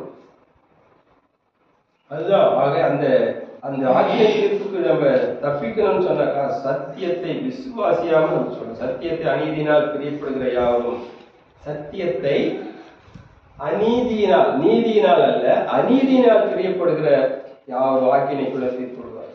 அவர்கள் எப்படிப்பட்டவர்கள்? பொய்யை விசுவாசிக்கத்தக்கதாக கொடிய வஞ்சகத்தை தேவன் அவர்களுக்குள் அனுப்புவார். அதனால்தான் இப்படி சொல்றாரு, வார்த்தையினாலாவது நிறுவத்தினாலாவது நீங்கள் உங்களுக்கு உபதேசித்த முறைமைகளை கை கொள்ளுங்கள். நம்முடைய கர்த்தராகிய கிறிஸ்துவும் நம்மிடத்தில் அன்பு கொண்டு நித்திய ஆறுதலையும் நல் நம்பிக்கையும் கிருபையாய் நமக்கு கொடுத்திருக்கிறார். அந்த வார்த்தைகள். அதனால உங்கள் இருதயங்கள் ஏற்றி எல்லா நல்வாசனத்திலும் நற்கிரியை உங்களை சிறப்படுத்திக் கொள்ளுங்கள். அவ்வளவு நல்ல ஆண்டவர் பாருங்க. அவ்வளவு பாவம் இருந்தாலும் எங்கிட்ட வான்னு சொல்ற ஒரே ஆண்டவர் நம்ம ஆண்டவர் மட்டும்தான். எவ்வளவு பாவம் செஞ்சிருந்தாலும் என்கிட்ட வா, மகனே மகளே என்கிட்ட வா. கொஞ்சம் புறம்பே தள்ளாததே, புறம்பே தள்ளாததே. அந்த தேவனைத்தான் நாம் இன்றைக்கு ஆராதித்துக் கொண்டிருக்கிறோம். ஆராதிக்கிற வேளையிலே தேவன் அநேக பிரச்சனைகளை சொல்லி காண்பித்தார். ஆனாலும் அவைகளெல்லாம் சொல்லி பலப்படுத்த இன்றைக்கு சமயம் இல்லை. அதனால இந்த சங்கீதத்திலே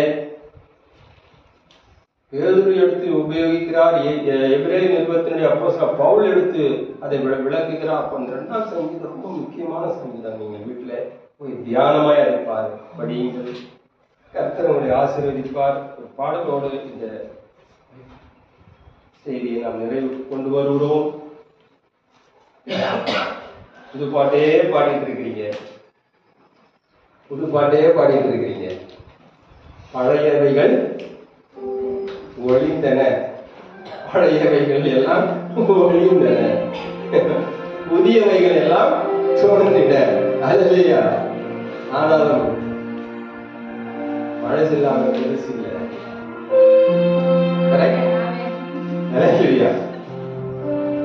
மகள் இந்த பாட்டை அடிக்கடி பாடுவாங்க. அவங்களுக்காக இந்த பாட்டு நான் எடுத்தேன்.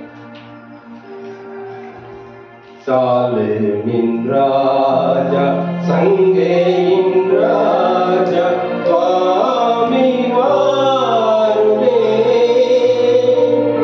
சாலேமின் ராஜா சங்கேயின் ராஜா இயேசு வாருமே. இந்த தாரணி மீதில் ஆளுகை செய்திட கடுதி வாருமே. சாலேமின் ராஜா சங்கேயின் ராஜா இயேசு வாருமே. சீக்கிரம் வருவேன் என்றுரைத்து போன செல்வகுமாரனே. சீக்கிரம் வருவேன் என்றுரைத்து போன செல்வகுமாரனே. இந்த சீயோனின் மாதுகள் தேடித் திரிகின்ற செய்தி கேட்கிறோம். சாலேமின் ராஜா சங்கேயின் ராஜா இயேசு வாருமே. எட்டி எட்டி உம்மை அண்ணாந்து பார்த்து கண்முத்து போகுதே. எட்டி எட்டி உம்மை அண்ணாந்து பார்த்து கண்முத்து போகுதே. நீர் செட்டி காட்டி போன வாக்குதத்தம் நீரை பேரலாகுதே. சாலேமின் ராஜா சங்கேயின் ராஜா இயேசு வாருமே. அல்லேலூயா.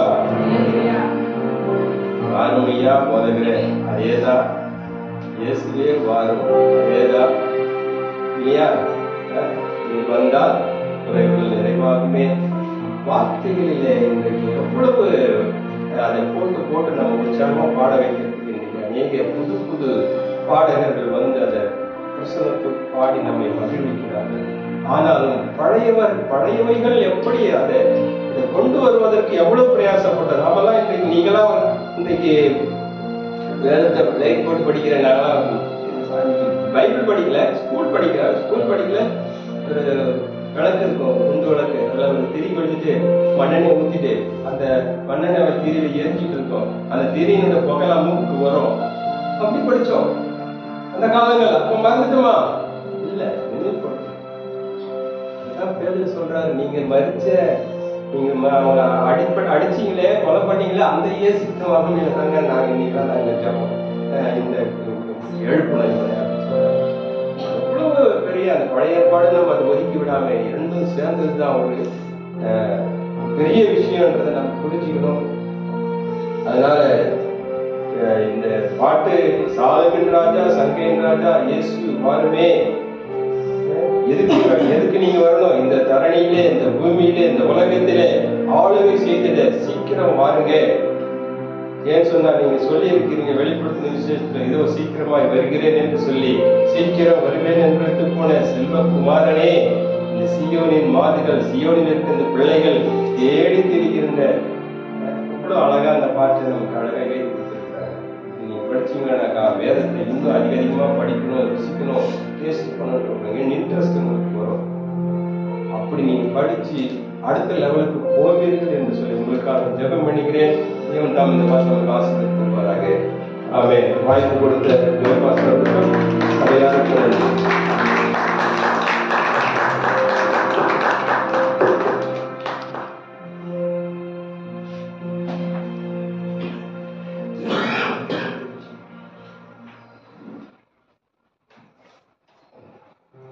நம்மளால அப்படியே எழுந்திருப்போம். இந்த நாள்ல கூட கர்த்தர் நம்மோடு பேசி இருக்கிறார். அப்போஸ்தலர் நாட்கள்ல, அதாவது இந்த வருடத்தின் துவக்கத்துல இருந்தே நம்ம பார்க்கிறோம், விசுவாசித்தார்கள், தேவனுடைய வல்லமையை நம்பினார்கள், தேவனுடைய கிரியையில இன்னும் அதிகமாய் பலப்பட்டார்கள். தேவனுடைய ஆச்சரியமான அற்புதமான அதிசயங்களை அவர்கள் நம்பி விசுவாசத்தினால கர்த்தர் வல்லமையாய் மாற்றி செய்தார்.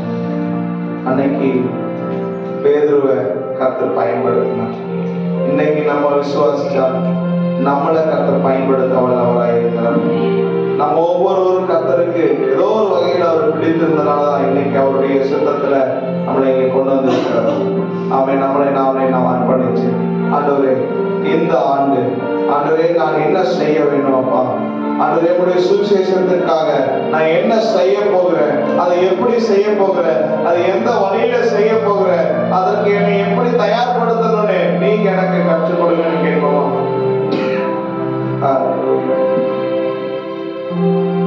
ஆண்டவர் ஒவ்வொருவரையும் அபிஷேகிக்க அவர் வல்லவராய், அவருடைய திட்டத்தை நிறைவேற்ற அவர் வல்லவராய் இருக்கிறார். அவருடைய வல்லமையை நம்ம கொண்டு செயல்படுத்த அவர் ஆயத்தமாய் இருக்கிறார். அவர் ஒரு நாள் நம்மளை விட்டு விடுவதில்லை, நம்மளை சோர்ந்து போக விடுவதில்லை.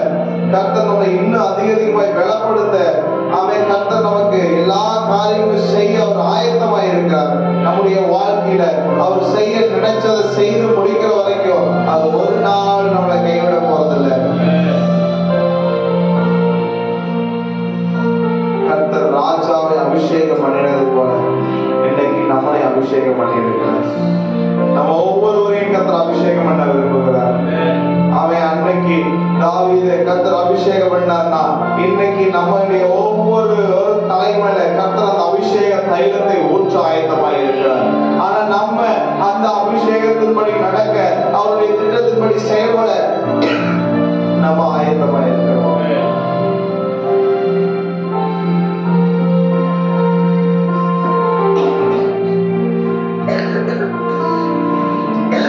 தீர்க்கதரிசி முகத்தை பார்த்து, பலத்தை பார்த்து, ஆள் வாட்ட சாட்டமா இருக்கிறதை பார்த்து, ஐயோ இவரை தான் நான் அபிஷேகம் பண்ண வேண்டும் என்று கேட்டபோது, நீயோ முகத்தை பார்க்கிறார், நானோ இருதயத்தை பார்க்கிறேன். இந்த நாள்ல நம்ம எப்படி வேணா இருக்கலாம், கர்த்தர் நம்முடைய இருதயத்தை பார்க்கிறார். நம்முடைய அபிஷேகம் அவர் வல்லவராக இருக்கிறார். நம்ம அர்ப்பணிப்போம். ஆண்டவரே இந்த ஆண்டு என்னை கொண்டு என்ன செய்ய போறீங்கப்பா, இந்த ஆண்டு என்னை கொண்டு என்ன செய்ய போறீங்க ராஜா, முக்கியமா இந்த சுவிசேஷத்தின் பணிக்காக நான் என்ன செய்ய போறேன் அப்பா, நாமளே நம்ம அர்ப்பணிப்போம். ஆண்டவரே என்னை தாழ்த்துகிறோம்ப்பா, என்னை நான் அர்ப்பணிக்கிறேன், என்னை முழுவதுமாய் நான் ஒப்பு கொடுக்கிறேன். என்னை கொண்டு நீங்க செய்ய நினைக்கிறத நீங்க நேர்த்தியாய் செய்யுங்கன்னு சொல்லி தாழ்த்தி அர்ப்பணிப்போம். நன்றி நன்றி நன்றி நன்றி அப்பா. அப்பா இந்த நாளுக்காக நன்றி செலுத்துகிறாச்சா. இந்த நாள்ல கூட செய்தி கொடுத்ததான அருமையான ஐயாவை நீர்தாமனை பலப்படுத்துங்க. அதுவே இன்னும் அநேக ஆயிரங்களுக்கு, ஜாதி ஜனங்களுக்கு எடுத்து பிரயோஜனப்படுத்துங்க. இன்னும் அநேக வாசல்கள் திறக்கப்படட்டும், அவருடைய தேவைகள் சந்திக்கப்படட்டும். அவர் செய்யறதான வேலைகள் ஒரு உணர்ந்து வாகனத்தை பொருட்படுத்திக் கொள்ளுங்க. உம்முடைய ஊழியத்தை இன்னும் முழு நேரமா செய்ய வேண்டும் என்று வாஞ்சையோடு இருக்கிறார். எடுத்து பிரயோஜனப்படுத்துங்க. அந்த காலங்களை நேரங்களை கர்த்தர் ஏற்படுத்தி கொடுங்க. அன்றே அவருடைய எல்லா விதமான தேவைகளை கர்த்தர் நீங்க பரத்திலிருந்து ஆசீர்வதிப்பீராக. அதுவே இந்த குடும்பத்தினுடைய எல்லா காரியங்களையும் பொறுப்பெடுத்துக் கொள்ளுங்கப்பா. அதுவே இந்த நாள்ல கூட இந்த ஞாயிற்றுக்கிழமை நாள்ல வந்திருக்கிற ஒவ்வொருவரையும் நாங்கள் மனதார வாழ்த்துக்கிறோம், ஆசீர்வதிக்கிறோம். அதுவே உடைய கிருபை எங்களோடு கூட இருந்து இதுவரை நடத்தி வந்ததுக்காக நன்றி அப்பா. அதுவே இந்த நாள்ல கூட அப்பா ஒவ்வொரு குடும்பத்திற்காக சொல்லிக்கிறோம். அவை ஒவ்வொரு குடும்பத்தில் இருக்கிற தேவைகளை சந்திங்க. அல்லாசன குடும்பத்திற்காய், பாவன குடும்பத்திற்காய், அதுவே நாள்ல கூட அவன் நாள்விட்டு குடும்பத்திற்காய், செல்வன குடும்பத்திற்காய், அம்மா கீதக்க குடும்பத்திற்காய், அப்பா நாலு ஜாத்திக குடும்பத்திற்காய் செபிக்கிறோம். அதுவே நாள்ல கூட அவன் பரிசுகள் தந்தனாக்கா குடும்பத்திற்காய் நாங்கள் செபிக்கிறோம். அதுவே ஒவ்வொரு குடும்பத்தையும் நாங்கள் வாழ்த்துக்கிறோம், ஆசீர்வதிக்கிறதா. சொந்தமா குடும்பத்துக்காய் ஜெபிக்கிறோம். அன்றே பாட்டிக்காய் ஜெபிக்கிறோம். அன்றே எங்களுடைய பிள்ளைகளுக்காய் ஜெபிக்கிறோம். அவை பிள்ளைகளுடைய எல்லா படிப்பை ஆசீர்வதிங்க. தேவைகளை சந்தைய போக்குல வரத்துல பாதுகாத்துக் கொள்ளுங்க அப்பா. அவை அரசன கட்டுகிற வீட்டுடைய தேவைகளை சந்திங்க. சரியான நேரத்தில் வீடு கட்டி முடிக்கப்படுக உதவி செய்யுங்க. இந்த ஆண்டுமே அஜயுடைய வேலைக்கு ஆசீர்வதிங்க. இந்த வேலைக்காய் எதிர்பார்த்திருக்கிறவர்கள் கர்த்தர் ஏற்ற வேலையை கொடுத்து ஆசீர்வதிங்க. அதுவே பலவீனத்தோடு இருக்கிற பலவீனம் எல்லாம் மாறட்டும். அதுவே கடந்த நாட்கள் இந்த பலவீனம் எல்லாம் மாற்றி போட்டதுக்காய் நன்றி. அதே கீழக்காக இருக்கிற எல்லா காய்ச்சல்களை கர்த்தர் மாற்றி போடுங்க. இனி யாரெல்லாம் பலவீனத்தோடு இருக்கிறாங்க எல்லா பலவீனங்களை மாற்றுங்க. அதுவே ஆலயத்திற்கு இந்த நாள் வர முடியாத சூழ்நிலையில் இருக்கிறவர்கள் வரும் வாரங்களில் கொண்டு வருவீராக. தேவராஜா பலப்படுத்துங்க. அதுவே ஒரு தேவைகளை சந்திங்க அப்பா. இந்த நாள்ல அதுவே உங்களுடைய கரத்திலே தாழ்த்துகிறதா ஒவ்வொருவரையும் நீங்க பலப்படுத்துங்க. அதுவே யோசுவாக்கு நல்ல ஒரு நிரந்தர வேலையை கொடுங்க. அதே வெள்ளிக்கு ஏற்ற வரனை ஏற்படுத்தி கொடுங்க அப்பா. இவருடைய பிள்ளைகள் அவே பரீட்சை எழுதும் போது தேவ கரவால் கொடுக்கும்படியாக ஜெபிக்கிறோம். எஸ்தரின் ஆண்டு எழுதுகிற 12th எக்ஸாம் நல்லா எழுத கத்த உதவி செய்கிறதா அப்பா. ஒவ்வொரு குடும்பத்திலும் தேவ கரம் கூட இருக்கும்படியாக ஜெபிக்கிறோம். செய்யற தொழில்ல வேலைக்கு போகிற இடங்கள்ல அதுவே உடைய கரம் கூட நடத்தும்படியாக ஜெபிக்கிறோம். ஒவ்வொருவரையும் நீர்த்தாமட்டை இந்த காய்ச்சல் சளி இருமலிருந்து பாதுகாத்து பலப்படுத்தி ஆசீர்வதிக்கிறது. இந்த கிளைமேட்னால் ஏற்படுகின்ற விளைவுகள் மாறி போகட்டும். சபைக்காய் ஜெபிக்கிற ஐயாமாவுக்காய் ஜெபிக்கிற விளைவுகளை மாற்றுங்க. இன்னும் அமையனுடைய ஊழியத்தின் மூலம் நடக்கிற ஒவ்வொரு ஊழியர்களுக்காய் ஜெபிக்கிறோம். இந்த வாரம் நடக்கிற வீட்டு கூட்டத்திற்காய் உபாச கூட்டத்திற்காய் ஜெபிக்கிற காதல் ஜெபங்களுக்காய் ஜெபிக்கிறோம். அவை கடந்த நாட்களில் 12 மணி நேரம் ஜெபம் நடப்பதற்கு உதவி செய்வதற்காய் நன்றி. ஜெபித்த ஒவ்வொருவரையும் கர்த்தர் நீங்க ஆசீர்வதிங்க. இனி வரும் வாரங்களில் இந்த 12 மணி நேரம் ஜெபம் 24 மணி நேரம் ஜெபங்கள் நடக்க கர்த்தர் உதவி செய்கிறது. அதிகாலையில் போய் தேட கர்த்தர்களுக்கு உதவி செய்யுங்கப்பா. ஆண்டவரே வந்திருக்கிற ஒவ்வொரு பிள்ளைகளையும் வாழ்த்து ஆசீர்வதிக்கிறோம். பெயர் பெயராய் குடும்பம் குடும்பமாய் அதுவே ஒவ்வொருவரையும் பலப்படுத்துங்க. தானியேலுக்காய், கெவினுக்காய், அதுவே நாளில் கூட ஜோசுவாவுக்காய், சாமுவேலுக்காய், அப்பா அஜய்க்காய், அதுவே ஒவ்வொருவருக்காய் நாங்கள் ஜெபிக்கிறோம். பாவனுக்காய் ஜெபிக்கிறோம். அல்லா சுனாக்காய் ஜெபிக்கிறோம். அதுவே செல்வனாக்காய் ஜெபிக்கிறோம். ஆவிட்டனாக்காய் ஜெபிக்கிறோம். வேலைக்கு செல்லும் போது போகும்போது வண்டி ஓட்டும் போது தெய்வீகம் கரவும் ஒவ்வொருவரும் கூட இருக்கும்படியாய் ஜெபிக்கிறோம்.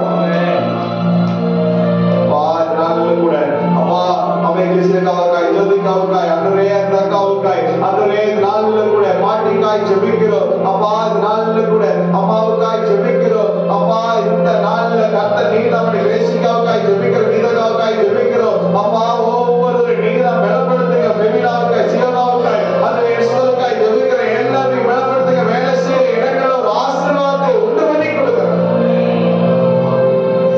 கர்த்தரே ஒரு துணையாய் இருந்து வழிநடத்தி ஆசீர்வதிங்க. அப்பா இந்த பகுதியில் சுற்றுவட்டார கிராமங்கள்ல அநேகரும் அறியாமல் இருக்கிறாங்க. எதற்காக எங்களை கொண்டு வந்தீரோ, எந்த நோக்கத்திற்காக இங்க ஏற்படுத்துறீரோ அந்த நோக்கத்தை நீங்க நிறைவேற்றுங்க. அதுவே இந்த பகுதியில் இருக்கிற ஜனங்களை நீங்க தொடுங்கம்மா. ஒரு நாட்களை அறிந்து கொள்ள, அவை தெரிந்து கொள்ள அதற்கான சந்தர்ப்பங்களை, சூழ்நிலைகளை ஏற்படுத்துங்க. அதற்கு எங்களை பயன்படுத்த முடியாது நாங்கள் ஜெபிக்கிறோம். சுத்தி இருக்கிற சபைகளுக்கெல்லாம் ஜெபிக்கிறோம். அவை ஊழியர்கள் பெருகட்டும், சபைகள் பெருகட்டும், ஆத்மாக்கள் அறுவடை அதிகமாகட்டும். கர்த்தர்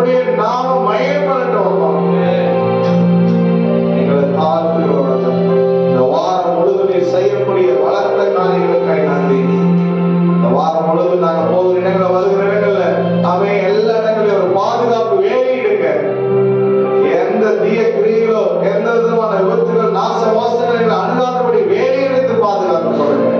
அது கரங்களை தாழ்த்தி அர்ப்பணிக்கிறோம். தொடர்ந்து ஒரு கிருபை எங்களோடு கொடுத்து நடத்தும்படியாக நாங்கள் சொல்லிக்கிறோம். துதி கன மகிமை எல்லாம் ஒருவருக்கே செலுத்துகிறோம்.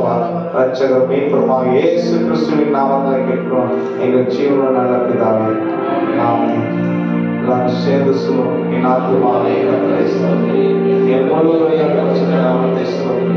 என் ஆத்துமாவே கர்த்தரை ஸ்தோத்திரி, கர்த்தர் செய்த சகல உபகாரங்களையும் மறவாதே. ஆமென்.